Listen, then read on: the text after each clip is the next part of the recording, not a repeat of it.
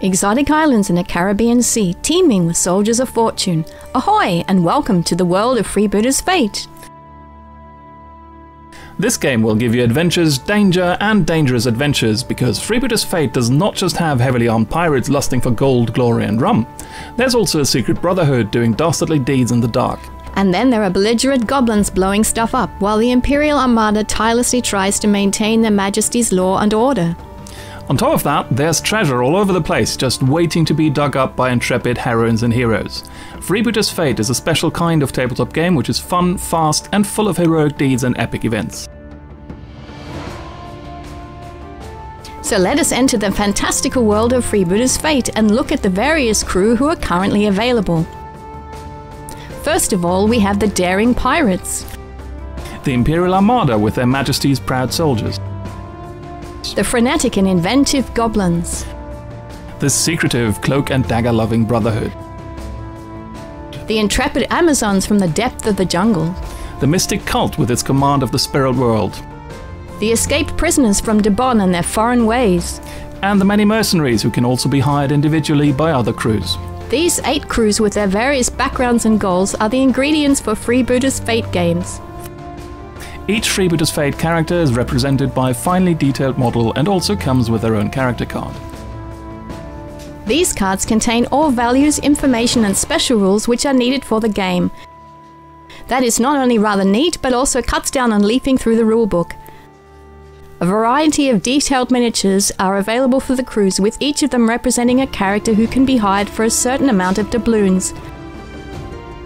This hire fee is also a rough indicator of the character's strengths and abilities.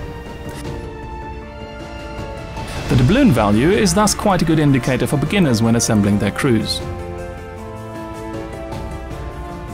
Because for every game, players agree on a fixed doubloon value in advance and then use that to hire their crews. Hard choices have to be made when spending your doubloons. Would you rather have the aptly named Big Jenny with her cutlass and pistol for 90 doubloons? Or do you prefer Pietro the Publican with his massive anchor and his barrel of rum for 80 doubloons? Not an easy choice to make.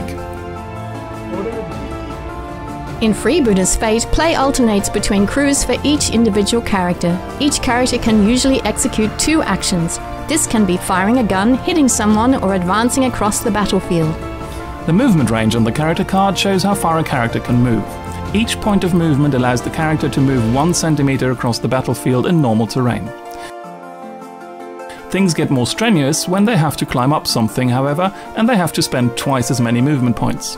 To climb up these 4 centimeters, the character has to spend 8 points of movement. Sometimes such actions can be risky. Characters who misjudge a climb can fall off, or swimmers can sink, to name but 2 examples.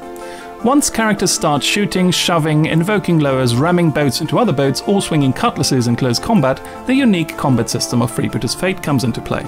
Because rather than simply rolling dice to determine hits and damage, the attacker deliberately chooses body locations using the hit location cards, in secret of course, without any opponent seeing their choices. The defender, on the other hand, chooses the locations which they want to defend.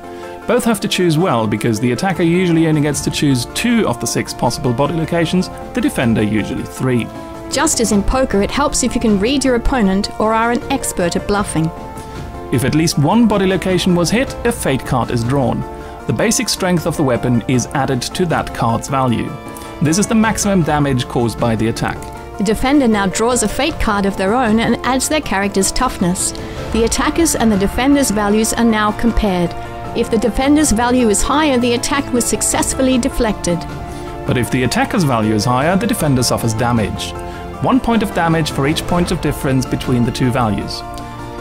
The damage is then crossed off on the defender's character card. If more than 1 location was hit and at least 1 point of damage was caused, the hit is even critical. This means that one of the locations hit is seriously damaged, and its right hand, higher value on the character card is crossed off. For the rest of the game, only the left-hand value applies.